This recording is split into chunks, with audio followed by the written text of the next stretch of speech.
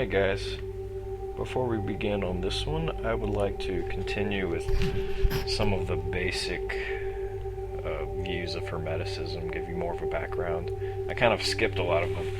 These aren't from the Kybalion, but so considers, yes, I said that before, holds true that if we would attain to the divine, we must aspire to the divine. Spiritual growth cannot be achieved without human effort.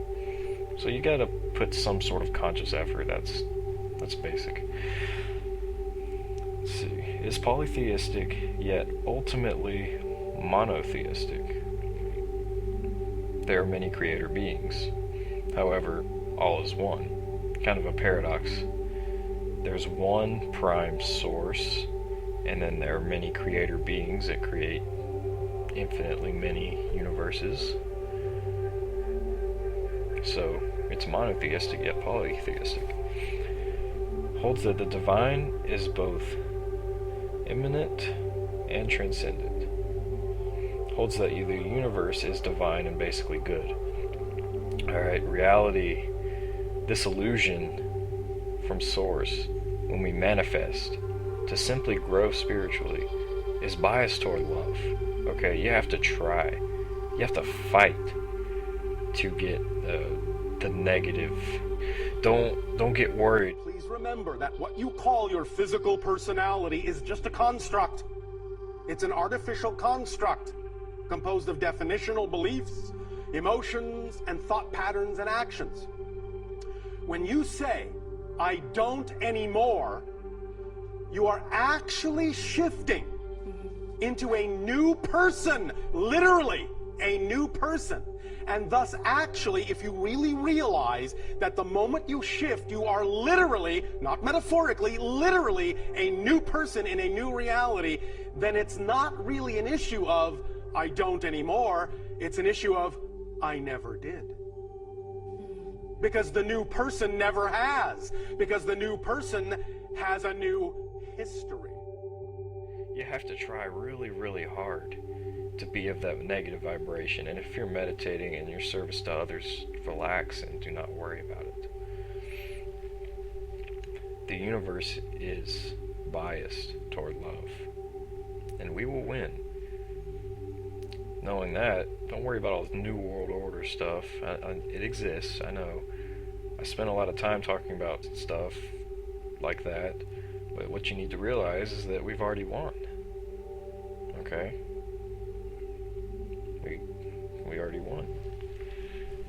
Hermeticism, let's continue a little bit. Encourages spiritual curiosity. Teaches that when we seek the divine, we may best begin with the mysteries of nature, because that is the most natural or natural. You know. Let's see. Okay, well, that's good. So now I'll get you guys back to the Kybalion, and we'll start off where we left off on the principle, the first principle, which was that all is mind, the universe is mental. And knowing that you can change how people think, how you think, you can change your reality and other people's realities. I'll give you some background on this. Now, okay, so Kybalion states that the Hermeticists were the original alchemists, the original astrologers, and psychologists. Hermes having been the founder of these schools of thought. Or you go back further, Thoth, you know, whatever. From astrology has grown modern astronomy.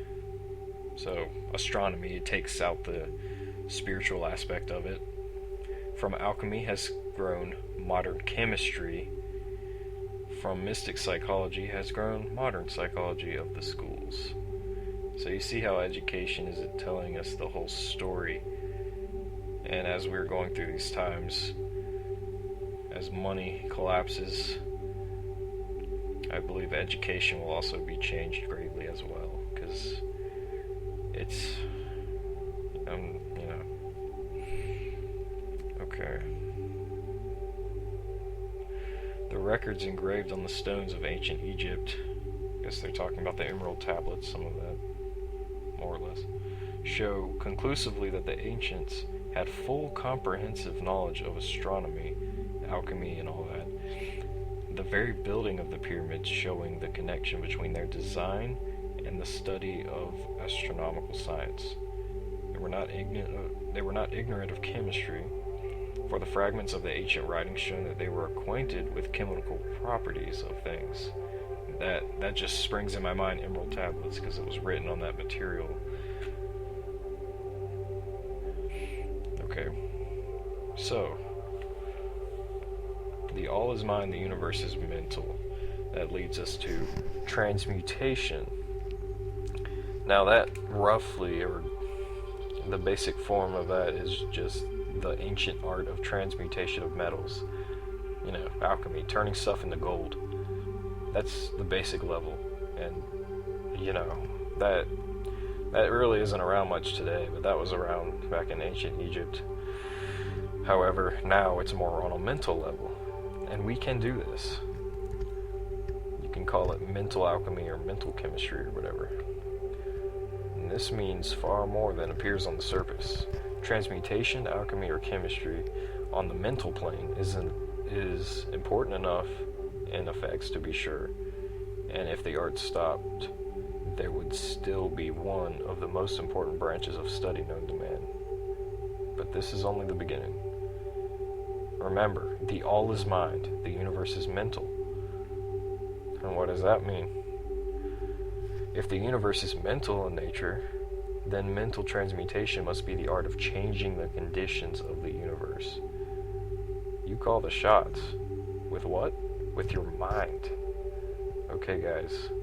This is why it's important to always be in control of your consciousness. All someone has to do is make you live in fear, make up your own mind, and they make your reality.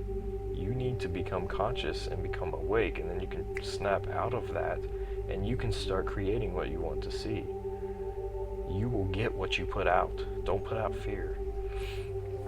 That leads to another one later, but I won't get to that. That's another type of principle. So,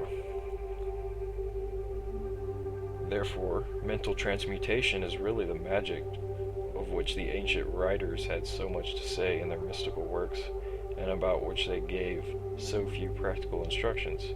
If all is mental, then the art which enables one to transmute mental conditions must render the master the controller of material conditions, as well as those originally called mental. Okay, so that gets into other things. So, basically, yeah, the theme is that not only can you change essentially what universe you're in by changing your paradigm and your vibration, but the idea is that you don't just change your reality through your paradigm, you can also change other people's. I've experienced this happen. You can plant a seed in someone's mind by either thinking around them and vibrating on a certain level. That's all you have to do. Just think and feel around them, and they will feel that. Maybe not right away. Or you can talk to them about it and introduce them to the concept of this sort of thing. They might think, oh, that's a little weird. But I did that to somebody, and all of a sudden, it was more or less about political stuff, but still, he didn't think much of it. And then all of a sudden, a year later, he texts me, and he says, this is so cool, you gotta check this out. And I was like, I've been following this sort of stuff for 2 years, and I introduced you to it, remember? And he was like, oh my god, I remember that. So I planted a seed, and it sprouted. See, this is real. It's the art of mental transmutation, and back then I didn't even know I was doing it. Or I was just trying to talk to him about conspiratory stuff, and then now I'm kind of past that, but anyway. So yeah, this stuff is very real. Now I've been talking about vibration a lot. Your vibration has something to do with polarity. You change your vibration, you can change what you get back, because if you're putting out a positive vibration, you will get back a positive vibration. You know, the law of attraction. And that is another video. Okay, hope you guys enjoyed this. I'll probably keep making more.